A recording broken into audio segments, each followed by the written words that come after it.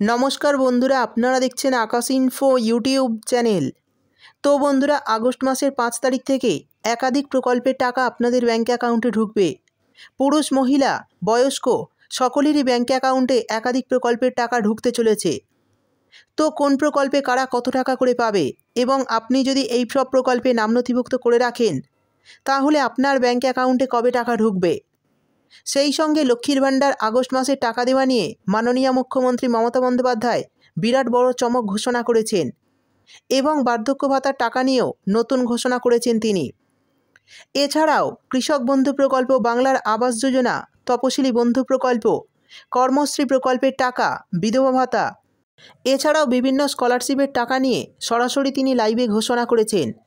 তো তিনি এই বিষয়ে আর কি জানিয়েছেন, কাদের জন্য কত টাকা বরাদ্দ হলো, কারা কত টাকা করে অ্যাকাউন্টে পাবে এবং এবছরে পুজোর অনুদান হিসাবে ক্লাবগুলিকে কত টাকা করে মাননীয় মুখ্যমন্ত্রী দিলেন, সেই সমস্ত বিষয় লাইভের মাধ্যমে আমি আপনাদের দেখিয়ে দেব। তাই বন্ধুরা, ভিডিওটি একটু স্কিপ না করে পুরোটা দেখবেন।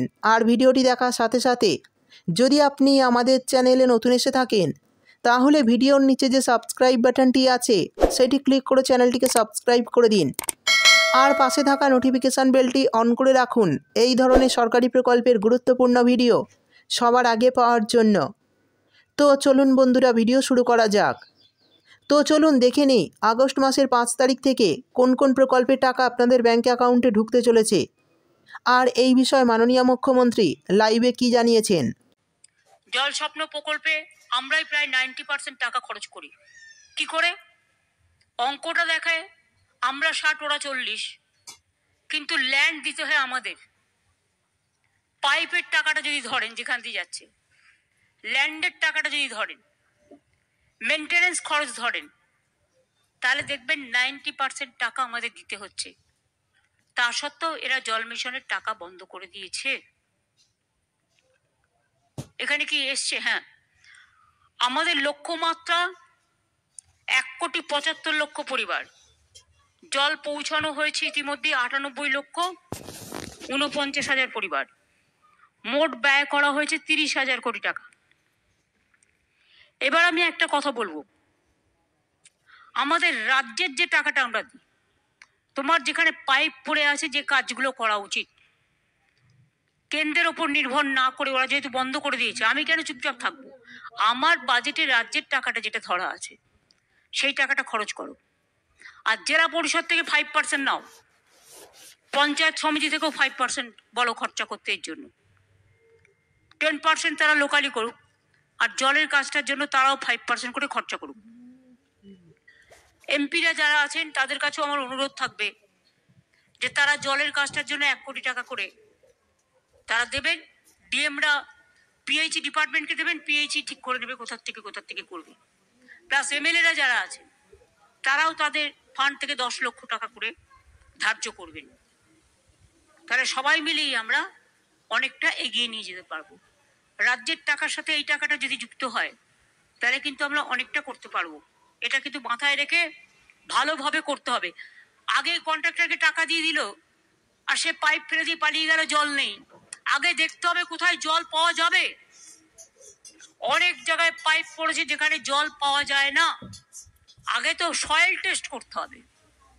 আর যেখানে যেখানে এই প্রবলেমটা আছে, হাউ টু সলভ ইট, এটা দরকার হলে কনভার্জেন্স করে করতে হবে। কিছুটা আরবানের হেল্প নিতে হবে, কিছুটা মিউনিসিপ্যালিটির হেল্প নিতে হবে, কিছুটা জেলা পরিষদের হেল্প নিতে হবে, কিছুটা ইরিগেশনের হেল্প নিতে হবে। 4-5টা ডিপার্টমেন্ট মিলে কনভার্জেন্স করে কাজটা করতে হবে। মাইনরিটিসরাও তাদের একটা ফান্ড আছে যা দিয়ে আমরা অনেক কাজ করি। ট্রাইবালদেরও একটা ফান্ড আছে, এসসিদেরও আছে, নানা রকম কমিশন আছে। এদের কাছ থেকেও একটা কনভার্জেন্স করো। মাইনরিটি ডিপার্টমেন্টকে ধরো, এসসিকে ধরো, এসটিকে ধরো, সব একসাথে কনভার্জেন্স করে এটা আমাদের করতে হবে। কেউ কেউ বলেন মমতা জি তো দুর্গা পূজা করনে নেই দেতি, ও তো সরস্বতী পূজা भी नहीं करने देता। আমাদের ঘরে ঘরে সরস্বতী পুজো হয়, ঘরে ঘরে লক্ষ্মী পুজো হয়, সবাই জানি। গণপতির পুজো এখানে হয়, সব পুজো হয়, এমন কোনো উৎসব নেই যা হয় না। আমাদের দুর্গা পূজা যখন আমি দুর্গা পুজোর ব্যাপারে মিটিং করি, কেউ কেউ কোর্টেও চলে যায়, কেউ কেউ বলে কেন ওদের সাহায্য করা হবে। আরে ভাই, এটা একটা উৎসব, তারা পুজোটা করেন, বিনিময়ে কত মানুষ, শ্রমিক শ্রমজীবী মানুষ সেখানে কাজকর্ম করে।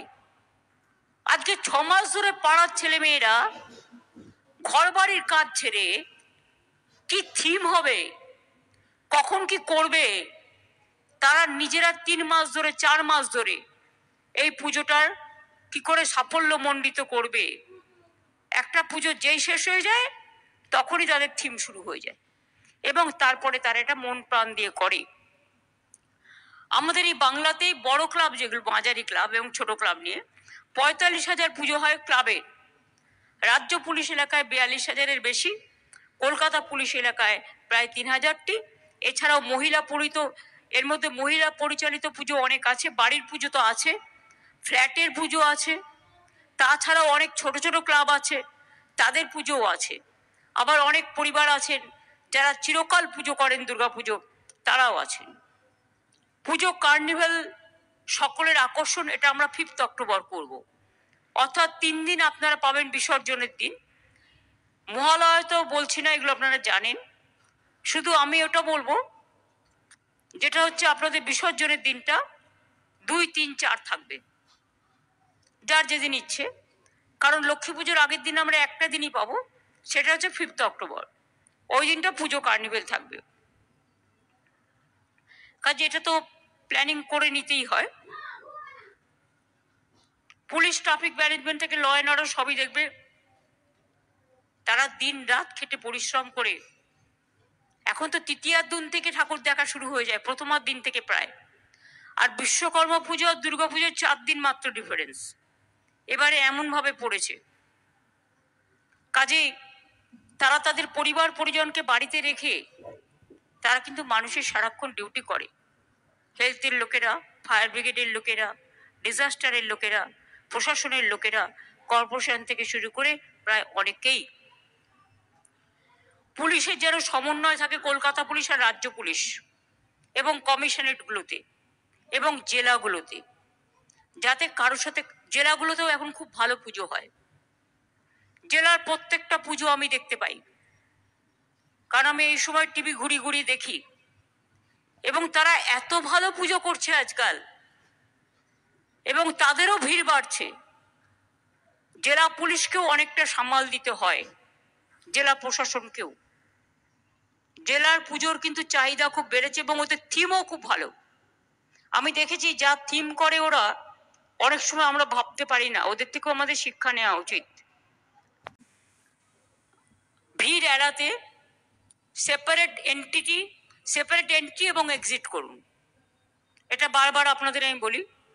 প্রতিটা মণ্ডপে ইলেকট্রিক কানেকশন, আগুন নেভানোর ব্যবস্থা, এগুলো নিয়ম মেনে করতে হবে, কোনো অপ্রীতিকর ঘটনা যাতে না ঘটে।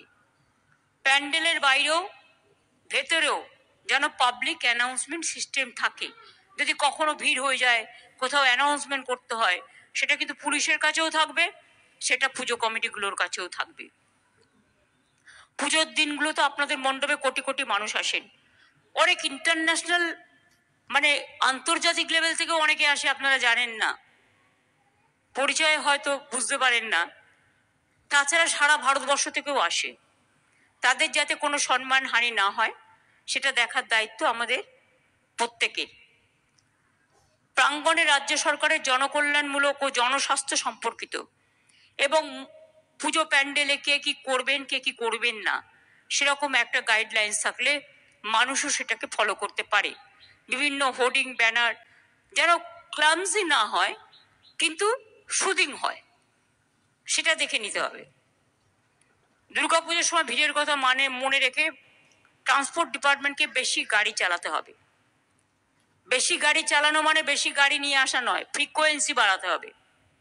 আমি সিএসকে বলবো, মেট্রোর সাথে কথা বলছে, যাতে ওরা ফ্রিকোয়েন্সি বাড়িয়ে মেট্রোটা সারাক্ষণ চালায়, এবং বিশেষ করে লোকাল ট্রেন যেগুলো আছে, নর্থ 24 পরগনা, সাউথ 24 পরগনা, যেগুলো অ্যাডজেসেন্ট কানেক্টেড, সেগুলো যেন একটু বেশিক্ষণ পর্যন্ত চলে, যাতে লোক বাড়ি ফিরে যেতে পারে যথাসময়ে। কোনো রকম কোনো ঘটনা ঘটে গেলে হসপিটালগুলোকে অ্যালার্ট থাকতে হবে, অ্যাম্বুলেন্সগুলো রেডি করতে হবে।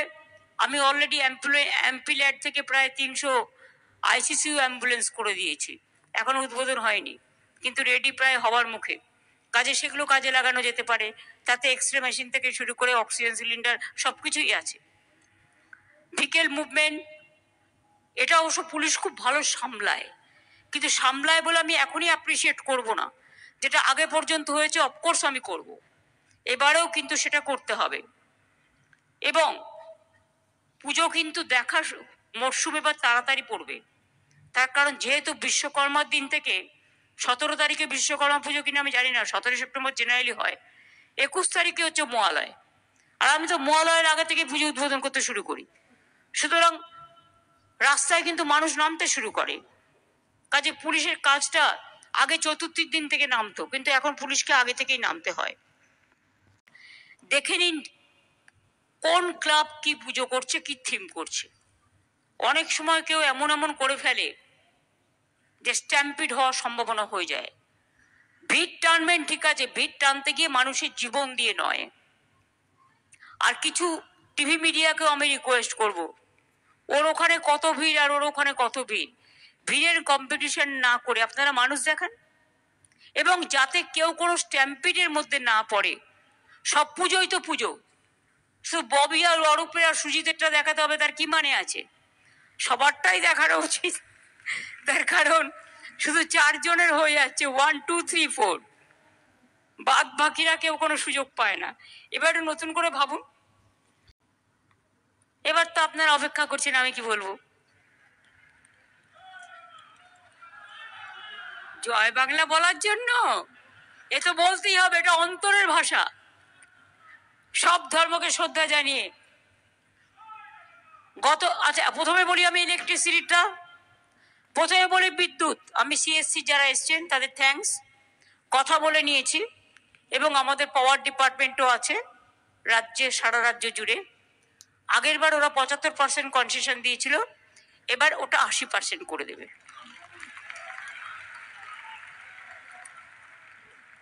ফায়ার লাইসেন্স সহ সমস্ত সরকারি ফি মকুব করে দেওয়া হলো।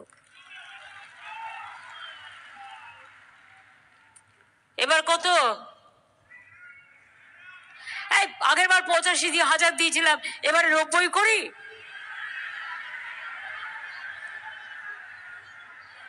আচ্ছা দেখি কোন কারা কি চায়। 90, 95, 1, ওকে 1,10,000।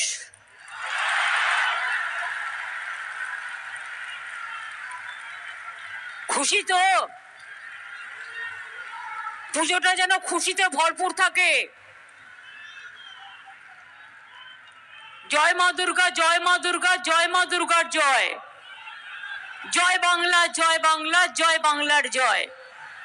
সর্বধর্ম সংস্কৃতি, সব ধর্ম, সব বর্ণ, সব সম্প্রদায় সবাইকে ইনভলভ করবেন, সবাইকে নিয়ে কাঁধে কাঁধ মিলিয়ে চলবেন। এটাই সম্প্রীতির বাংলা, এটাই সংস্কৃতির বাংলা। লক্ষ্মীর ভান্ডার 9,25,000 মা বোনেরা পায়।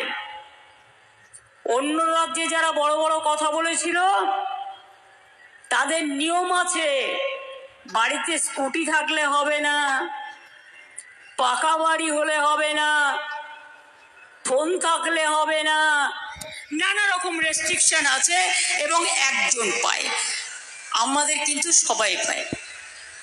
ইউনিভার্সাল। মা বোনেরা 25 থেকে সারা জীবন পাবেন। 25 বছর থেকে শুরু হবে আর সারা জীবন পাবেন, নিশ্চিন্তে থাকুন। আমরা এক বলি আর এক করি না, আমরা যেটা বলি আমরা সেটা করি। আমরা বলেছিলাম করব, ইলেকশনের আগে লক্ষ্মীর ভান্ডার করে দিয়েছি। আমরা বলেছিলাম 10 লক্ষ টাকার স্মার্ট কার্ড করব। ছেলে মেয়েরা এখানে পড়াশোনা করে যদি বিদেশে পড়তে যায় বা কোনো ভালো জায়গায় পড়তে যায়, তাদের টাকাও আপনাদের দিতে হবে না। আমরা স্মার্ট কার্ড ছাত্রছাত্রীদের জন্য করে দিচ্ছি, যাতে তারা 10 লক্ষ টাকা পর্যন্ত লোন নিয়ে, সফট লোন নিয়ে তারা পড়াশোনা করতে পারে। আর তপশিলি আদিবাসীদের এটা 20 লক্ষ, ওবিসিদেরও 20 থেকে 30 লক্ষ টাকা ওরা পায়, এবং সাধারণ ছেলেমেয়েরাও যাতে পায়, বঞ্চিত না হয়, তাদের জন্যও করে দেওয়া হয়েছে। আমি আপনাদের বলি, একটা কৃষক যদি মারা যায় 25 বছর থেকে 60 বছরের মধ্যে, তাকেও আমরা সেই পরিবারকে 2 লক্ষ টাকা দিই। একটা মৎস্যজীবী পরিবার যদি মারা যায় কাজ করতে করতে, আমরা তাকে 2 লক্ষ টাকা দিই। আজকে প্রায় কৃষক বন্ধু নতুন প্রকল্পে খারিফ মরশুমের জন্য আমরা 2 কিস্তিতে 10,000 টাকা করে দিই এমনিতেই। আজকে 5,000 টাকা করে দিয়ে দেওয়া হয়ে গেল, তাদের ব্যাংকে চলে যাবে, এবং ডিসেম্বরেও তারা পরেরটা পাবেন। তাছাড়াও যাদের অল্প 3 কাঠা 4 কাঠা 2 কাঠা জমি আছে, তাদেরও আমরা 4,000 টাকা করে দিই, অর্থাৎ তারাও 2,000 টাকা আজকে পেয়ে যাবে।